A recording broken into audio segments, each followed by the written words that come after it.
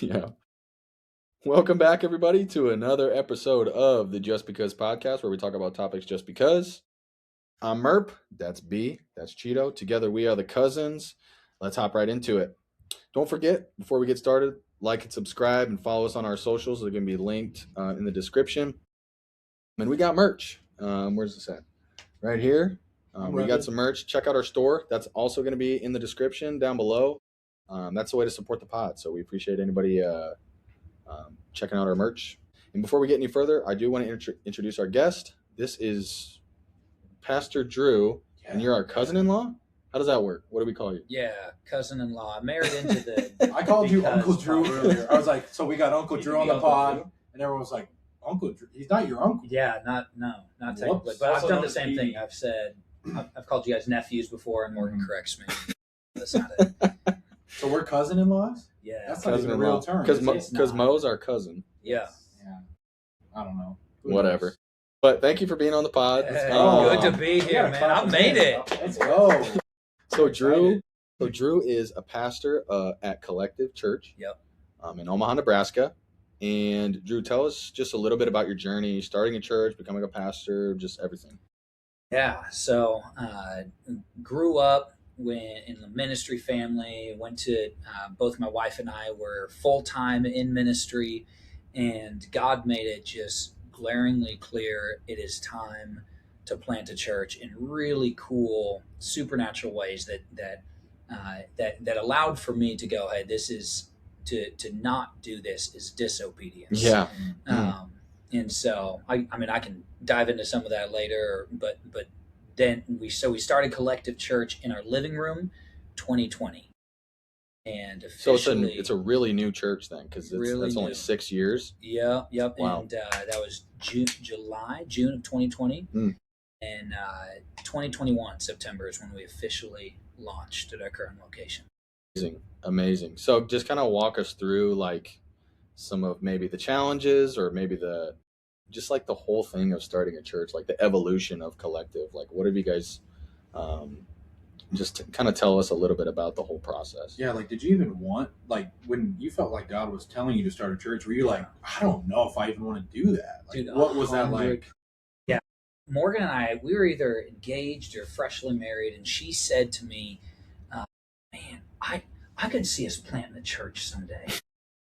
And here's my context. The only time I'd ever seen someone plant a church was this, like, young dude that looks up to this legend. He was a youth guy and looks up to this legendary pastor and says, I could do this twice as good as you could. And he starts a church down the road. And I'm like, so when Morgan says, do you want to do that? I'm like, oh, babe, I don't want to do anything even close to church planting. Yeah. God, send me to Afghanistan. Don't make me plant a church. Yeah.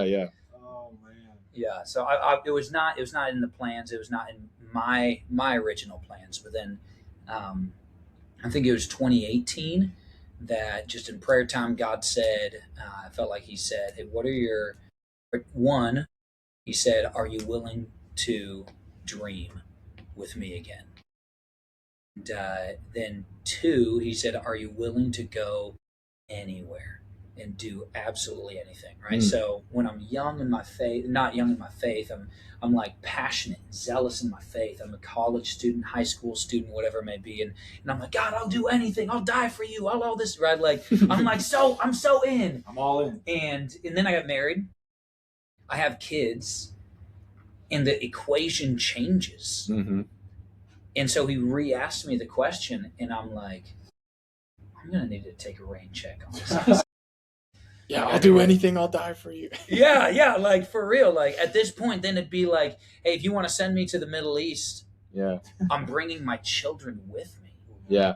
And that's a whole different thing. And so I came back to him a couple days later. I said, all right, you there? And I said, I will. But I need you to make it supernaturally clear to both myself and my wife. And I believe that was the foundation for how he then revealed to us through just tons. We have a note of like 40 some different situations and words and encouragements and people walking up to us and just being like, you ever thought about planting a church? And I'm like, I didn't know you even knew that language. And then I said, God will do it if you make it super clear. I don't want to leave my job. I love what I'm doing. And the next day, a lady walks up to Morgan and says, God's calling you to leave to go plant a new church. Oh, man. Wow. And just crazy clear. I said, we know it's going to happen. We don't know when it's going to happen. So when we get 3 months living expenses saved up, we'll have a conversation with our pastors. Wow. What's 3 months living expenses? We added up all our bills, figured out minimum, what we needed, multiplied by 3, boom. Figured out the number. Takes a lot of effort, yeah. Yeah, the next day I got a phone call saying, hey, your grandpa who passed 6 months ago, he's got a check that's coming in the mail, and here's the number on it. And to the dollar was the exact same number Wow. that we had written down the night before. Oh, I just got goosebumps. And so it was Oh it was gosh. nuts. That's And so insane. I give this stuff. I talked to my lead pastor about this, and I was like, this is, and he says, whenever God is leading me, he speaks to me through like a random check, through Wow. like something, a provision like that. So God's speaking to you in the language that he speaks to me. God's saying it's time to go right now. And so that was January of 2020, and we set our transition date at March 23rd, 2020, which was the Sunday everything shut down. That's amazing. It was amazing. It just worked out perfect. How'd you guys come up with the name Collective? So we went through a lot of different names. Morgan actually came up with it, but it means a diverse people united on a common pursuit. Mm. And if you look at the word church, the original language and the original purpose of it is it just literally means gathering. Mm-hmm. So the church kind of takes on, kind of like Ohio State says we are the OSU, the Ohio State, right? And so they said Bible means book, right? But this is the book. Mm-hmm. Church means gathering, but this is the gathering. Right. And so in the same way, like what's a gathering, a collective, a group of people that are chasing the same thing together. So I thought it was a relevant word for a spiritual concept. Yeah, it made sense to you guys. That's awesome. What does a pastor do for fun? Oh man, If we can kind of keep it light. Yeah. Dude, I got 3 kids. So He's gonna say pickleball. It's gotta be pickleball. We talked about pickleball last time. Whether or not it was a sport. Yeah, it's that was interesting. 100%. But honestly, anything outdoors with the family, getting to do things, getting to have fun. I'll do adventure times with my kids, which is honestly some of my favorite. Just we go and we're like, I have no clue what's going to happen. Some of them totally flop, but a lot of them, they just end up being these surprises that are just a stinking blast. Random. Yeah. You never know what you're going to get. What do you mean adventure? What do you mean adventure time? Oh, right. He is 12. He got it for his 11th birthday. It was sitting in someone's driveway for 7 years, and they're like, this kid's obsessed with saving up for a boat. How about I just give him this one? And what did I get for my 11th birthday? Yeah, I didn't get that. I know. So he reminds me, it is not my boat. I'm going to have the license for it, but it is his boat. That's awesome. So we'll do some of that. We'll do some boating. But Adventure Day is just go out, find something to do, drive around or get on our bikes, and just anything that we go, let's explore that. Let's see what happens over there. And we end up, it used to be, we knew we were done with Adventure Day when someone got hurt. Yep. Right? Like it's just right on the edge. And it's like, okay, they're crying. We should head home. That almost creates a memory every time. You're like, this is where I got every hurt. time. He got hurt. Yeah, they fell through the ice right there. Got just there soaked up to their waist. We had to head home. Yeah. What how did you guys land on Adventure Time? Is that something that when growing up you guys did? No. Or how do you land on Adventure Time? Is that just something you came up with? Your kids just ran away with their creative I think it's just, I kind of have that mind a little bit. So I take you to the park, and the thing about the park and the swings and stuff like that, that's not the fun part. Yeah. The fun part is finding this tree that fell over this creek, and we get to walk across the tree. So we did. Right, like things like that. Those are so fun. Let's make a fort in the middle of this place that no one knows about. Yep. Like that stuff is where the fun stuff is. That stuff is where the memories are. And so to do so in safety with dad and stuff like that, I think it's just, and my brother, he does the same thing. But neither one of us, I don't think either one of us started it. I think both of us are just like, this is how you have fun. Yeah, get So, outside. so you guys didn't grow up just your parents would drop you off in the middle of the rainforest and be like, you figure out how to have fun. Yeah. You guys didn't grow up that way. We had a backyard. We had some trees back there. That's so, crucial to kids' development. Big backyard. Dude, just getting to run and play. Get them out there. And we had this thing called a forest. It was like, we called it the forest. It's 12 trees, right? Like a row of 6 trees. And it was so fun. We'd like jump from branch to branch. These trees were close together. And so I think it probably originated from there. You grew up in a small town. You could kind of run and be back home at dinner time. Kind of do whatever you want. Yeah. That's awesome. Well, thanks for that introduction. We'll go right into our first and only topic of the day. And I believe this is kind of a solid question to answer. Is suffering necessary for the closeness and intimacy with God? What do you think about that? Yeah, let's just dive in right now. Yeah. That was the question you wanted to ask, right? I love to this. Our audience. I love this topic. Yeah, you guys gave me a couple, and I was like, can I jump on that one? Yeah. Jump on it. Yeah. Expand on that a little bit. Yeah. So I think suffering is, now I've got to give the context of myself. Okay. Some of the greatest things that I've ever experienced were terrible at the time. Mm-hmm. And so I'm a guy who I've had times where I'm like, God, I'm just in my prayer time. I remember I'm rocking my son, my firstborn. He's just brand new. And I'm like, God, this is so cool. This is so fun. But I got to be honest, I feel like I'm kind of coasting in life. And I don't see myself growing as much as I have been before.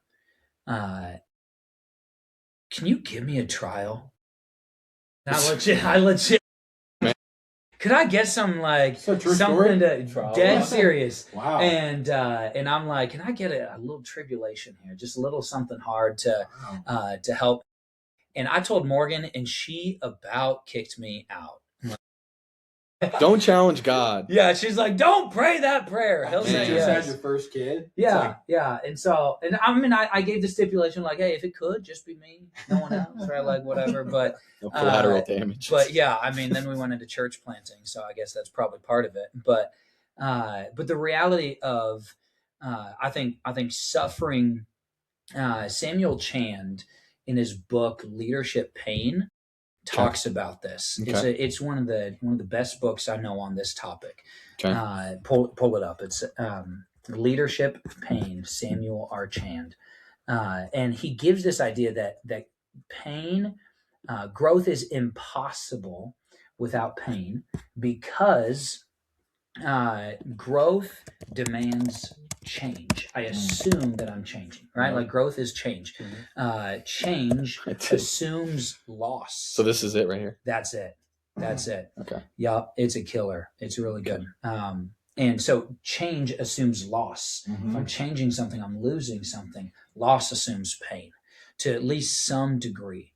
And I think that anybody going through, if you're going to grow in your life, you have to you have to recognize the pain of staying where you are becomes greater than the pain of changing how you're currently living. Yeah, because staying where you are is so comfortable. So comfortable. It's like the exact opposite of what our human nature is, almost, right? Mm-hmm. But that you're saying that staying where we are is actually worse than So the idea of like, worse, right? I want to stay where I am until I realize that I'm facing the same problems again and again and again. Yeah, I have a follow-up question to that. Is staying where you are, looking at kind of yourself, like, I think I'm in a good spot. I just stay here and not grow and not go anywhere. Yeah.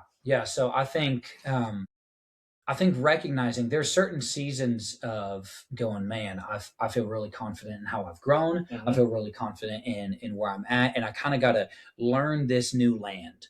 that I've gotten myself into. And I think that's certainly true for a season. But at some point I think there's something that God put inside of us that hates complacency, that hates just staying in the mundane and doing the same thing and staying in the same spot and going, I got the same testimony today that I had 10 years ago and nothing's really changed and I'm still sharing that stuff. And how am I growing right now? Yep. How am I being changed? Am I actually even the growth process itself is incredibly life-giving, even though it oftentimes is one of the more painful or most painful experiences they have. Yeah, that's really good. That's really good. So I guess what is suffering? What does that look like? Because we live in America. Like most people are not like suffering. They're not being persecuted. They're not like. So are you just talking like a trial or? Yeah, so in America, usually when we talk about pain, or first world countries just in general, when we're usually talking about it's primarily internal. Like for me, some of the most formative times in my life was I was in high school. I was 16.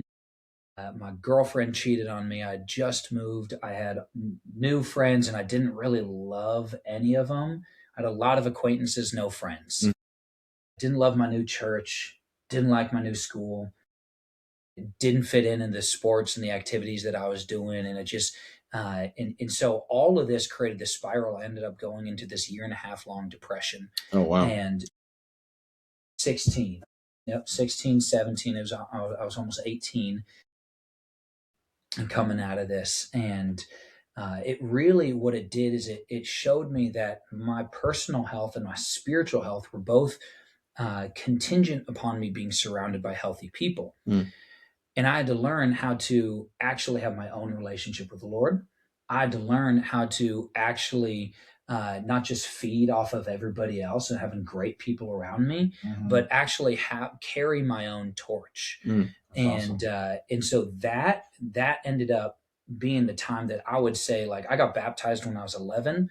And I think that's when I gave my life to the Lord. But when I truly like unlocked next level relationship with Jesus was at the end of that season. It was the depression that unlocked that, and it opened up the verse that actually got me through it was Romans 5:2-5. Okay, yeah, let's pull that up. And pull that up. You keep talking, I'll pull it up. Yep. I got it in maybe a different version than you got, but it's I exult in the hope of the glory of God. But not only this, I exult or I rejoice in my tribulations. What am I looking at here? 5 what? Romans chapter 5:2-5. Rejoice in your tribulations. Rejoice in my tribulations. Yeah, that's fine. And there we go. Not only so, but we also glory in our sufferings. Because we know that suffering produces perseverance. Perseverance, character. In my translation, it's proven character, and character, hope. And hope does not put us to shame. Hope does not disappoint. And so that to me was this like, hey, your season's not pointless. Your season's actually developmental. Not only can it be used by God, but it actually is the purpose of God to bring you through it and to train you up into a new man on the other side.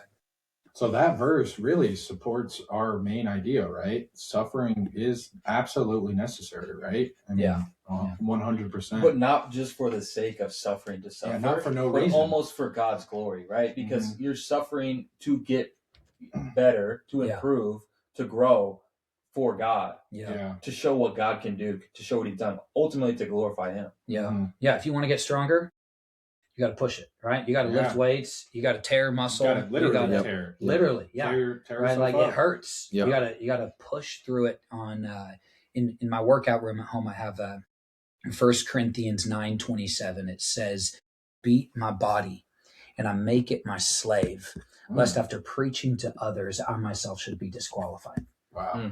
And so it's this idea of like it's ownership of self. It's ownership of this vessel that I've been given.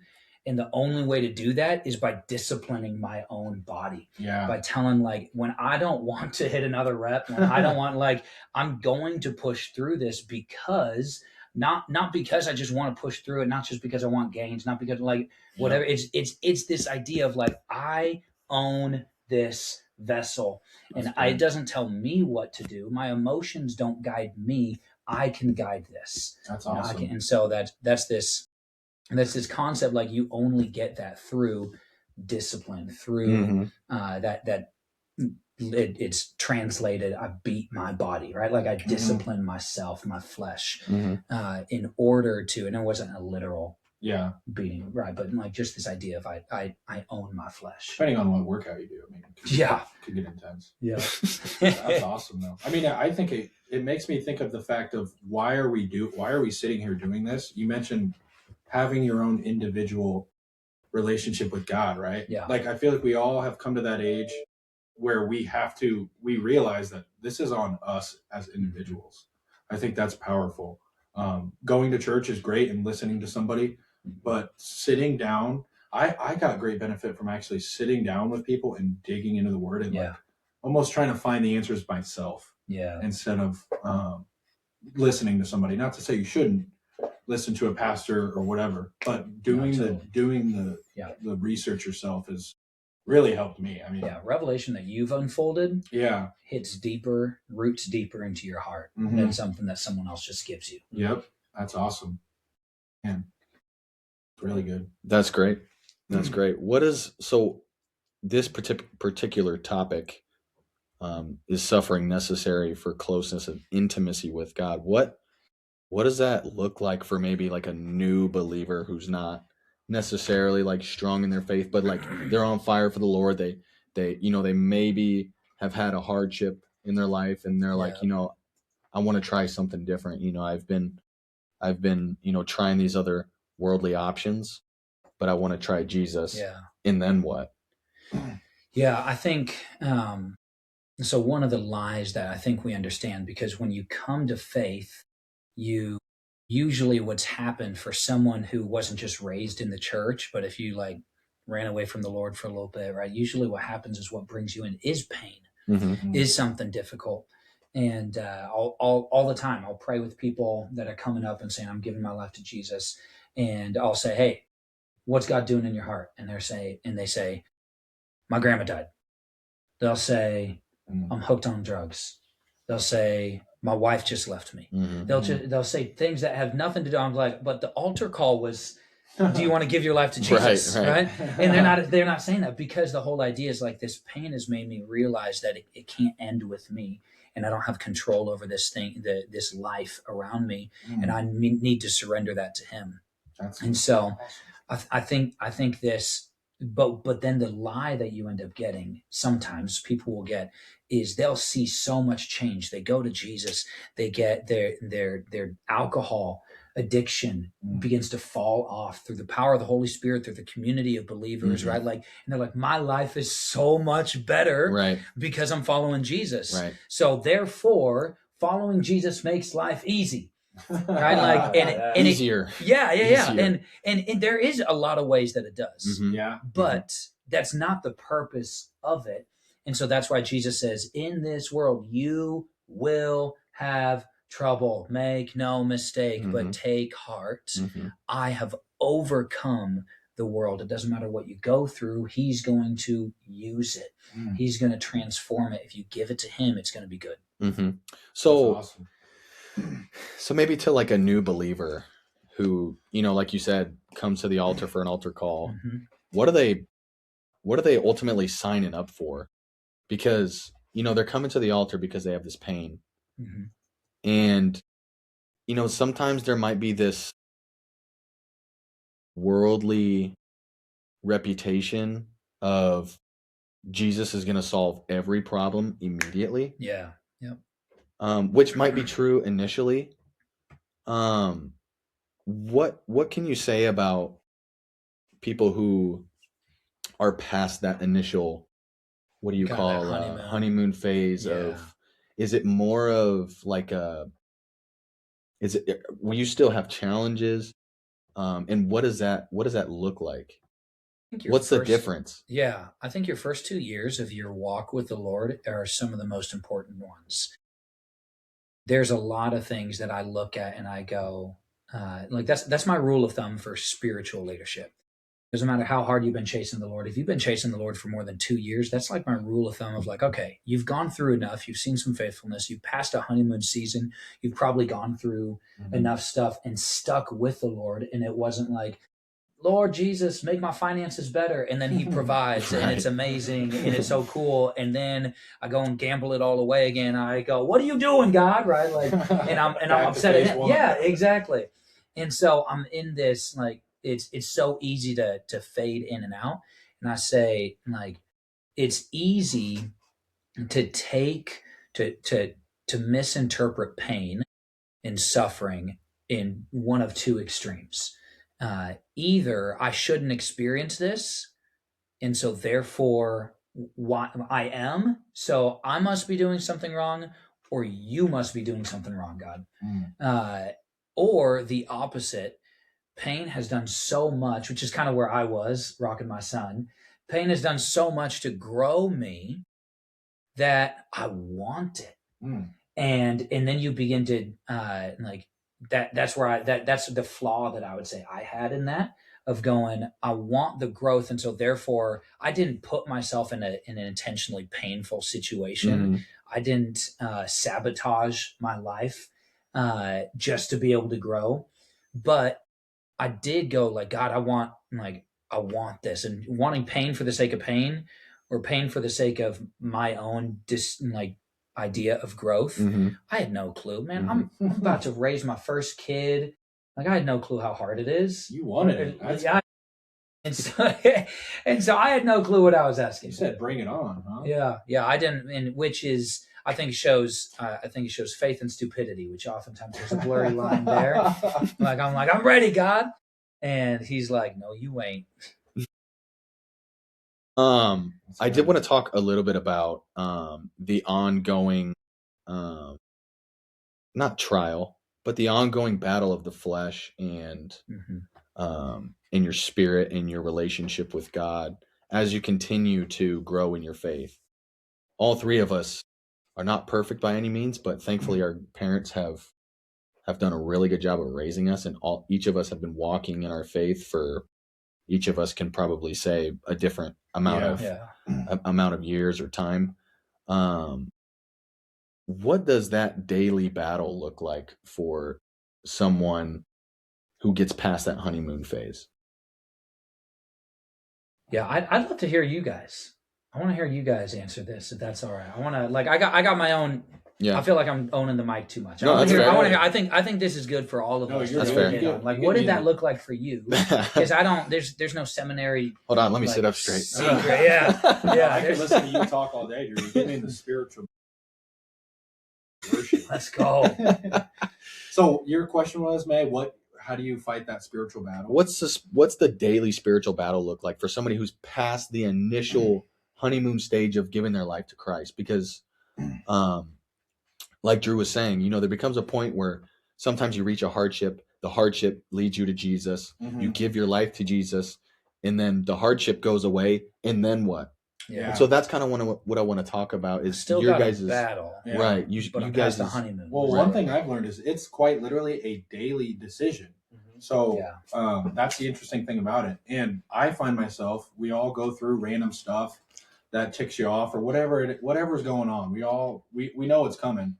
But when you have that support system, it changes the way you're able to deal with things. Like before you were a believer, and we all grew up going to church, but as you get older and your faith gets stronger, it's like, okay, this happens. I have a support system. I know who I am in Christ. Not so much what the world or what this circumstance is trying to do to me.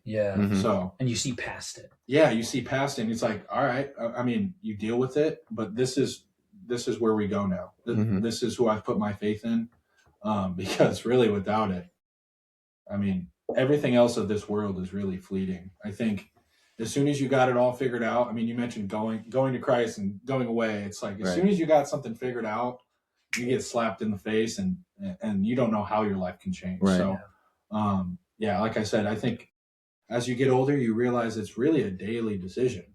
And then we all get busy. And it's like, you got to like, sometimes it's just like, I'm just busy. Like I didn't have time to listen to worship music today. Mm-hmm. Then it's like, I have to come back to this. Yeah. It's like a never ending hunger that you start to build. That was one of the points that I had written down that I wanted to make sure that I brought up is, as you grow in your intimacy with the Lord, when you miss your daily devotional or even like your set aside time with Jesus, you start to crave it a little bit more. Yeah. So that's an interesting point that you brought that up. I also had that in my notes. I think that's really good. Can I share a story that I heard about Billy Graham with this? Sure, yeah. Wait, who's Billy Graham? Look up Billy Graham. He's an old, he's an old singer, right? Yeah, no, not. He's a evangelist, one of the greatest evangelists. Close, country singers. Close. So he's like one of the greatest evangelists since the Apostle Paul. Who is this? Billy Joel? Billy Graham. That's what I'm thinking of. That's what I'm thinking of. That's who you're thinking Why of. am I thinking of like a rock singer? This guy? Yeah. So Billy Graham is like, you talk to people that are older than us, right? Like 50 plus.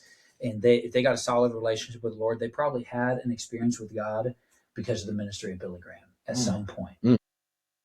And someone, a younger guy, he's older and getting interviewed. He's passed now, but he in his older years, a younger pastor's asking him some questions.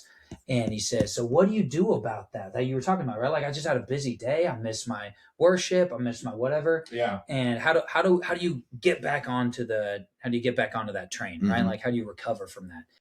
And he said, you ever miss a day of breathing?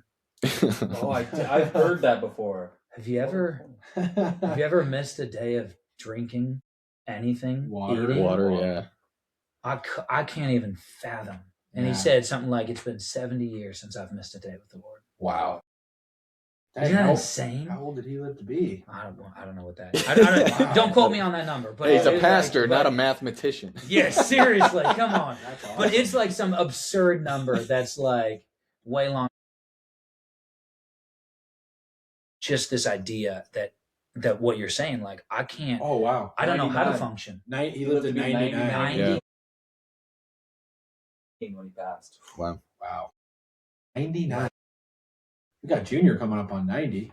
99 ain't bad. That's right. 99 is a great life. I wonder if Dubs was watching Billy Graham back I guarantee you she was. Oh, yeah. I guarantee you she was. I'll be walking in there, always be on the screen. I think I've seen just the clips of him cut up talking. Yeah.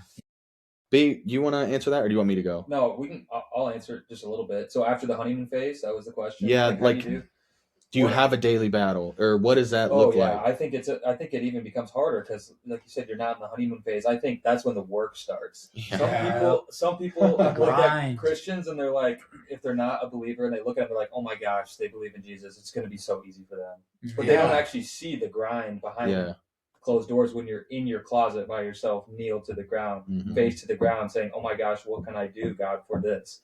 So that's that part. And then also, piggybacking off you, having other people in a community in your life to kind of hold you accountable. Like, it's like going to the gym. People know you. It's like going to the gym with a buddy. People, when you have those people in your life, they know you. So when they're like, dang, dude, you've been acting up. You've been being angry. How's your word time? Have you been digging into the word? Like, so good. You know, and then you go, well, no, actually, it's been a few days since I've done that. And people can feel that energy off you, especially when they're believers. So, yeah, that's very helpful too. The collectivity, you mean? Are you talking about the collectivity?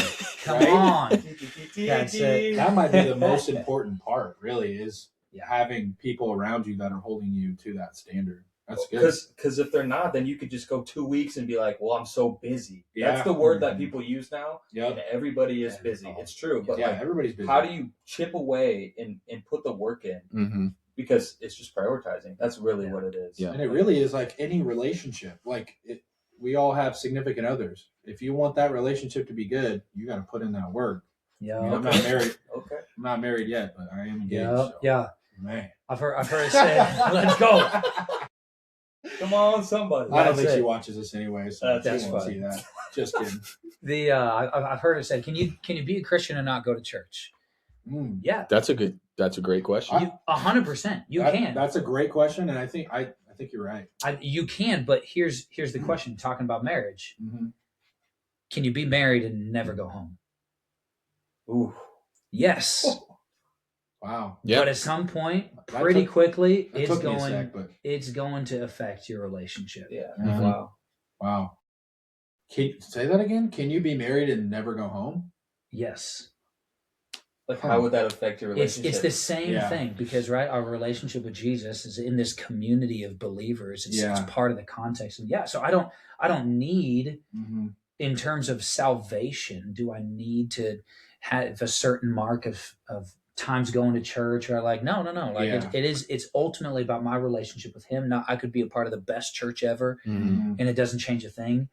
Yeah. But the reality is that it's my relationship with Jesus is defined by intimacy, just like my relationship with my wife. If I stop going home, it's going to impact my relationship. But at some point, it's going to shut it down. I'm going to throw the Uno reverse card. Could you go to church every single week, multiple times a week, and not be a Christian? And not be saved? And not...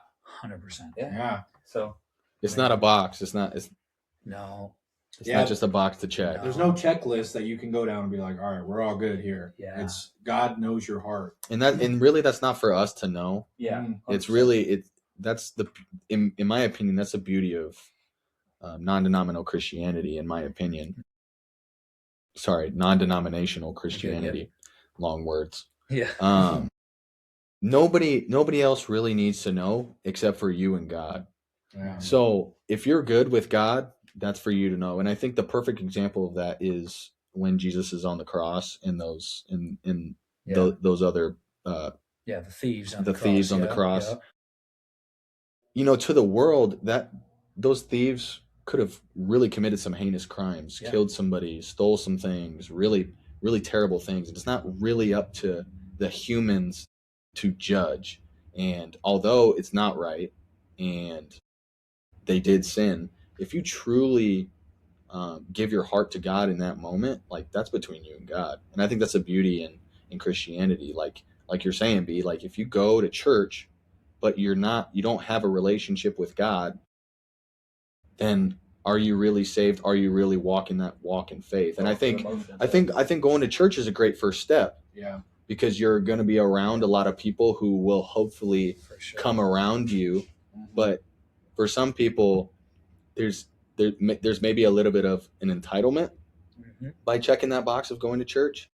But I think that's a great point that you do need to develop your own relationship with Jesus. But with that, I just want to emphasize, like, yes, it's possible, but I think community is, like, you're not meant to do it alone. No, your life is gonna hand you things that are bigger than what you can. That's a lie. You, like, right? That's a lie that people say, God would never give me something more than what I can handle. No. Do you know, like, anybody else around you? Maybe you haven't been given something more than you can handle right now. I've been crushed by things bigger than what I could handle. Yeah. Right? Like, I need community around me. Yeah. Scripture says a cord of 3 strands is not quickly broken. It's me, it's the Lord, and it's the community around me that creates this thing that I ain't going to be broken easily. That's good. Yeah, I think you look at the if you're talking about the thief on the cross, and he says, today I will see you in paradise. And how many times that man been to church?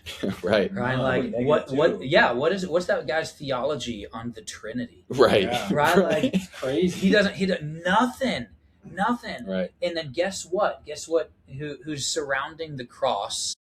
It's the Pharisees that knew it all, tithed it all, gave it, did all the right things. Checked all the boxes. Checked every box except for the box of genuine, authentic surrender to the Lord himself, and listening and having a real relationship. That's what it's about. Yeah. I say going to church is your first important habit of to help feed your relationship with the Lord. Because when you start, I don't always know what I'm supposed to do next. Right. And so that, just like getting in the community and hearing new sermons and worship and all that stuff, it gets that going. It's the first habit that's going to help that to take off. Yeah. So I'll answer now the question of what does that daily walk look like, and what does the daily battle look like for me. I've had a relationship with Jesus for a number of years. I mean, for me, it wasn't like a single big moment.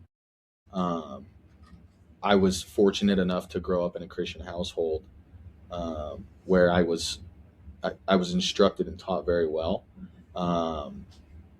But what I wanted to talk about was, what does that mean to become a Christian? It means to follow Christ. It means to die to your own way of doing things.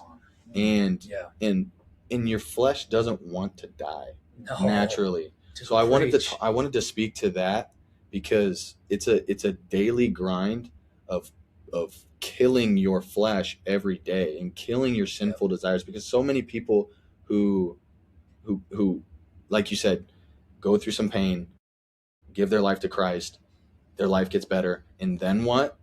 A lot of those people carry habits and sin and with them into the other side of Jesus. And I want to encourage those people who are still having those challenges of sin and wanting to sin while they have a relationship with Jesus. I want to encourage you and say that you're not doing anything wrong. You just need to keep pursuing Jesus in that moment. Yeah. It's a daily putting off of your flesh to follow Christ. That's what that means. Yeah. And I wanted to encourage those people by saying that you're not doing anything wrong. You just need to daily put Jesus first in those moments. Don't give into that sin. You're not doing anything wrong. Continue to pray, continue to read your Bible. And that's something that when I'm going through a tough time, I have to do more reading. I have to do more praying. So that's something that I wanted to touch on as well. Very good. Yeah, my honeymoon phase was sort of like that. Like, we went to church growing up, man. It's like we go to church, and at some point in college, it's like, all right, dude, like this isn't good enough. Like sometimes, like the community, we talk about it, it's essential. But then it's like, all right, I got to take this a step further. This is not good enough. And then, I get into some of these Bible groups, and we actually dig into the Word, and it's like I go find the answers to the test. Like I have to go seek this out for myself, not because mom and dad made me go to church and that's where we're at. Mm-hmm. You have to, every person has to accept that individually, and like there's power in that. Like you can't force somebody.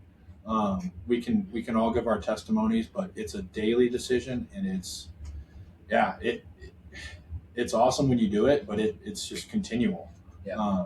You start with going to church, and for me, like I said, that was like the honeymoon phase, and then I was in college, and I was like, that's just not cutting it. It's not good enough.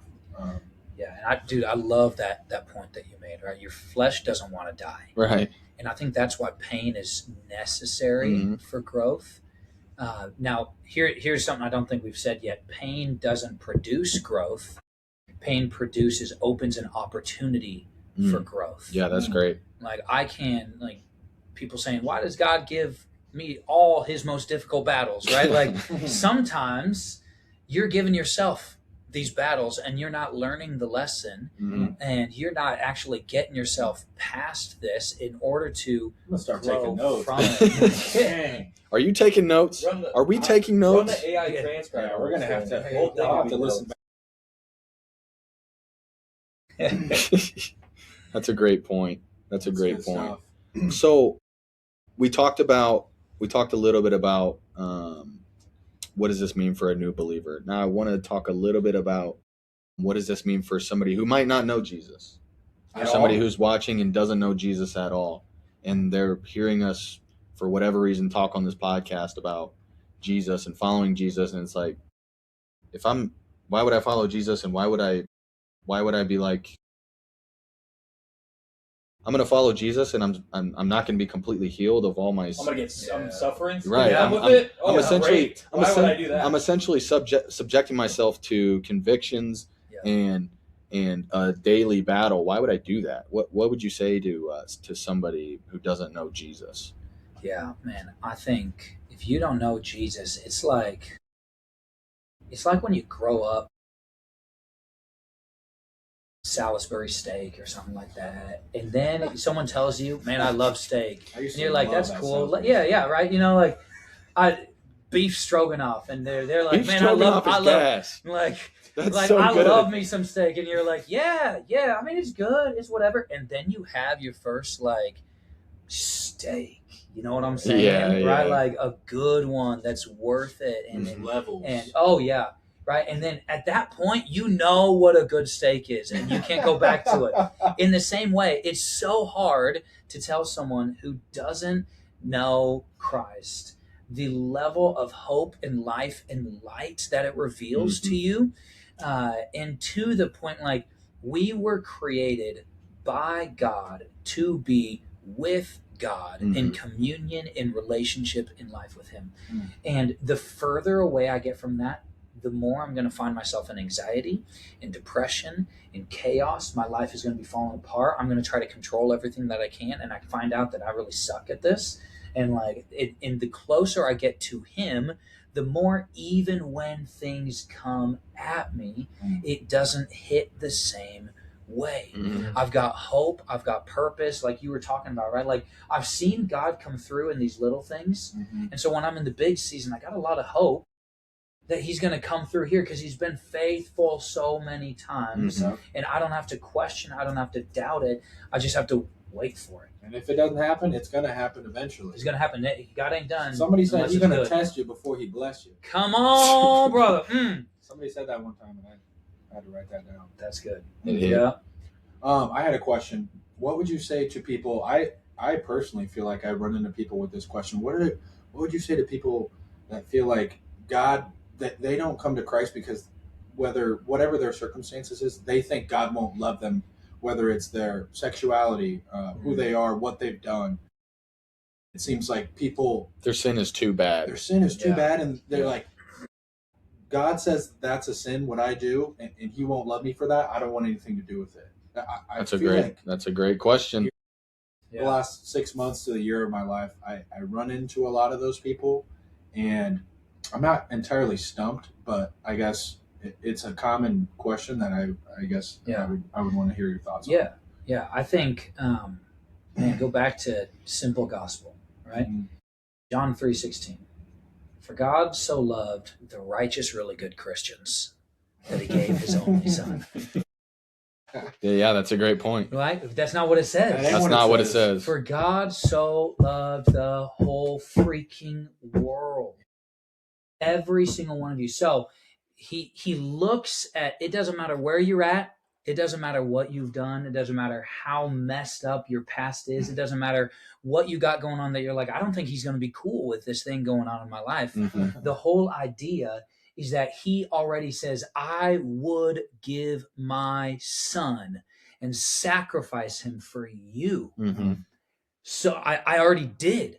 Yeah, it's already done. Like, it's already happened. And I did it for you because of my love for you. His love for us is so much greater. Scripture says no height, no depth, no anything in heaven or hell, no good, no bad, no evil, no sin, no demons, no angels. Nothing can separate us from the love of God. Now, my sin separates me from the nearness in the presence of God, right? When I'm sinning, it's harder to sense His presence. It's harder to know His voice.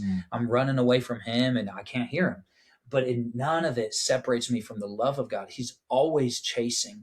He's always looking for you. God so loved the whole world. There ain't nothing that you can do that can get you out. You're not that big. Yeah. You're not big enough to get yourself out of this. And I think B talked about this a couple podcasts ago.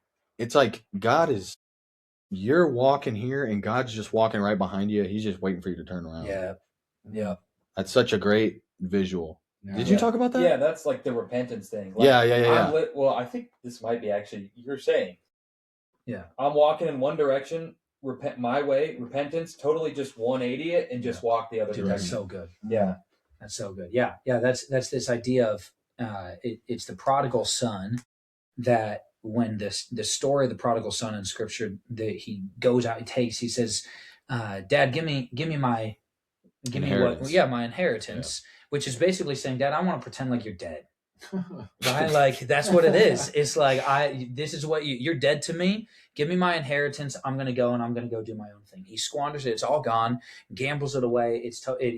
He goes, it'd be better to be a slave under my dad than to be eating slop from a pig's pen. And so he goes back, and as soon as he crests a hill and his dad sees him, his dad doesn't stand there with open arms. His dad runs. Wow. And in this culture, that's like offense, like you don't do, right? Like the older, the elders, they do not run. You run to them. You run to your elders. You come to them. You bow low, right? Like all this stuff. Yeah. But he runs to his child that abandoned him, that wished death upon him, hugs him, embraces him, gives him a ring, gives him a new coat. And he says, you are my son. My son is back. You're never going to be my slave. You're not going to be my servant. You're going to be my son. And he welcomes him right back. It's this, that's the picture of this. Like, as far as you run away from God, he's always just waiting for you to crest that hill. There he is. I'm running. Turn I'm around. right There he is. That's it. He's right there. Knock and the door shall open. That's it. Did you want to add anything, Coop? No, I think that's awesome. I think like a lot of people that I run into are sort of like, they're like asking the questions, you know, they're kind of skeptic about, you know, what Christianity is. But when you kind of poke at them and be like, well, what do you believe? You're telling me what I believe and what not to believe. Yeah, you're saying that what I believe is wrong. Yeah, but what do you believe? Yeah. And I've had some positive conversations about it. I think the world is waking up, I think, to the idea of Christ. I think there's still a lot of bad out there. I don't know. It just makes me think about like why we're Wait, hold on. Open to the idea of Christ. What do you mean by that? Because he was a real person who walked on the earth. Yeah, sure. But the idea of, you know, who is the creator of this world, and is Christ who he says he is? I think there's no debate that, you know, he was a real person. Right. But is he who he says he is? Right. And are all the prophecies that have been fulfilled, are those true? Right. All that type of stuff. But I think people call it a revival. I think you sort of see that happening. I think there's also a lot of negativity out there. Yeah. But I'd call it more a segregation than a revival. Yeah. Evil's rising. Yes.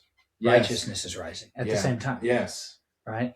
Which is what I love about the culture that we're in, the moment that we're in right now.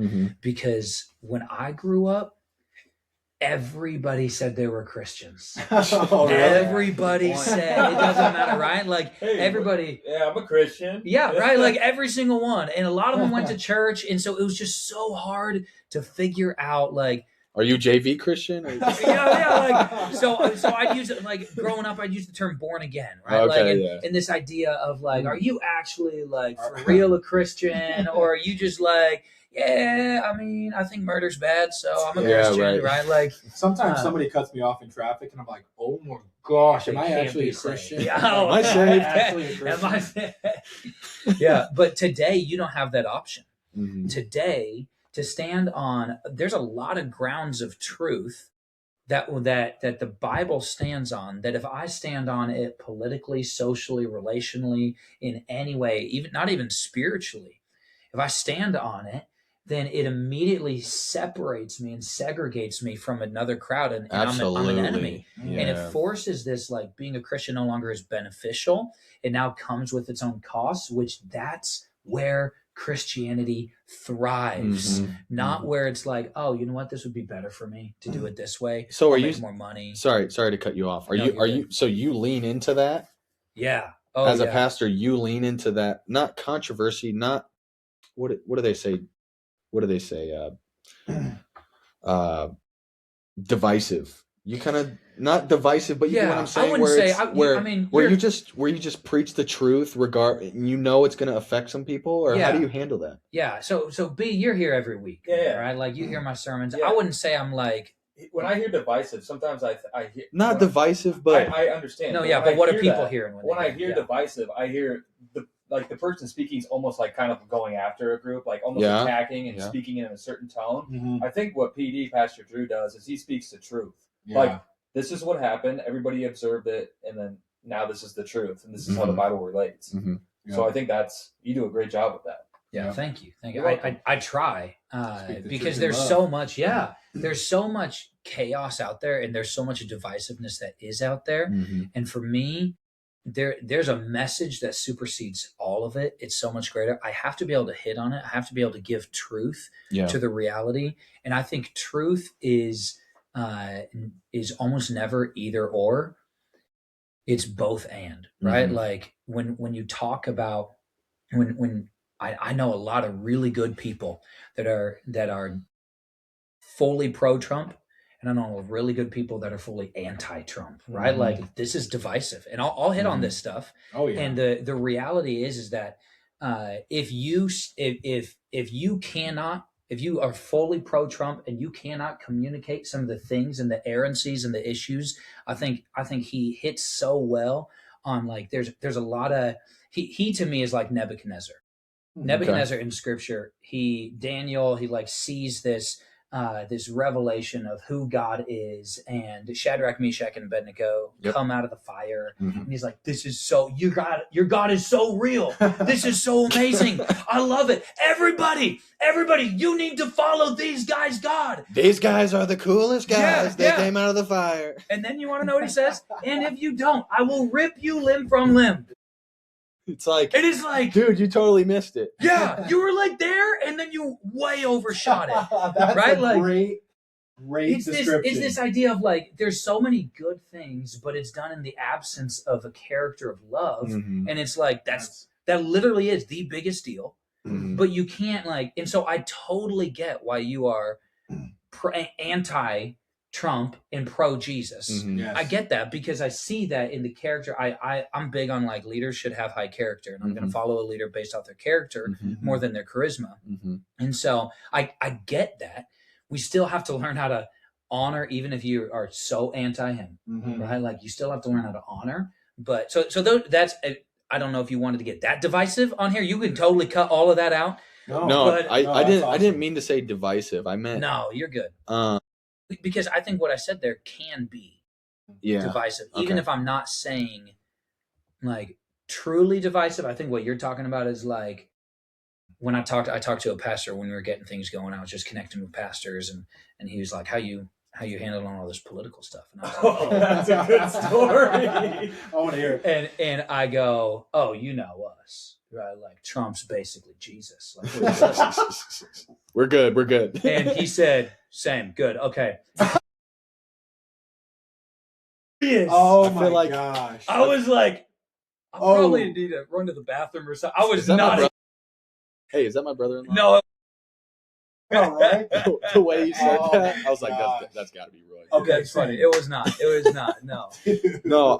Back to the original topic of what does this mean for somebody who doesn't know Jesus? I wanted to say this really quick, Cooper. I don't know if you have anything else to say, but I did want to say this really quick. For those who don't know Jesus, I wanted to say that emptiness doesn't have to be there. And I know if you don't follow Jesus, there is an emptiness because outside of the covering of Jesus is a life in sin. And I wanted to say that it doesn't have to be there. And all you have to do, to B's point, is turn around. Come on. And to PD's point, is turn around. Romans 10:9, if you declare with your mouth that Jesus is Lord and believe in your heart that God raised him from the dead, you will be saved. Done. That's step one. That's step one. But I think it is important to also qualify that and say that there is still a fleshly battle. It's not a flip of a switch. No. There's got to be a constant. There's going to be a constant battle with your flesh because we're born of the flesh. Our flesh has desires. Our flesh doesn't want to die.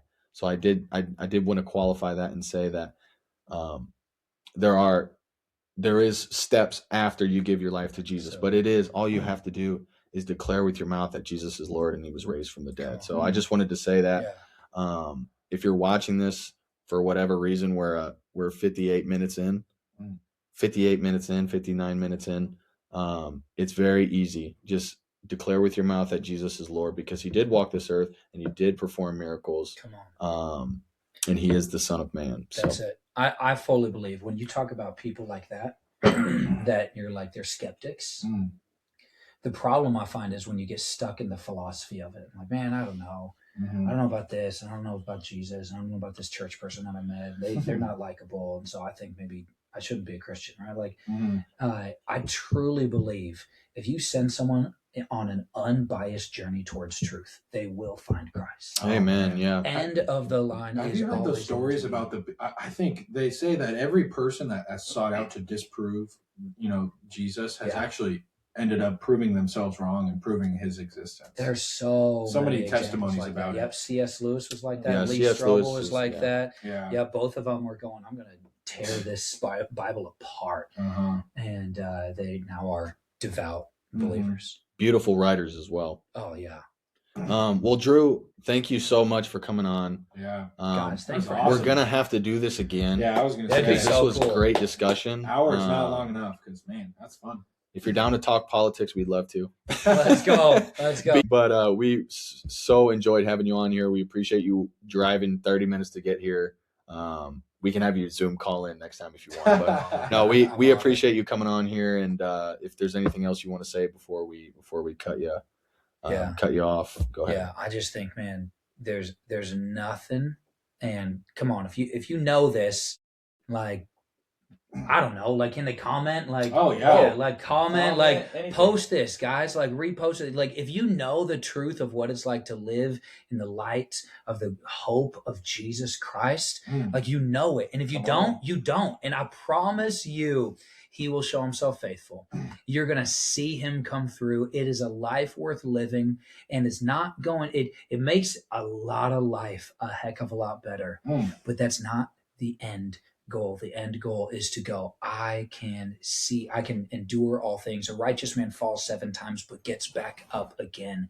There is this faith that you will capture, this life that you'll live in, and man, nothing will stop you. Maybe you someday will even be able to go, you know what? That pain wasn't so bad. I might want some more of that. if it grows me again. I don't know. Bring it on. Love it. You guys got anything else before we go? No, thank you for taking the time. Yeah, that was awesome. Perfect.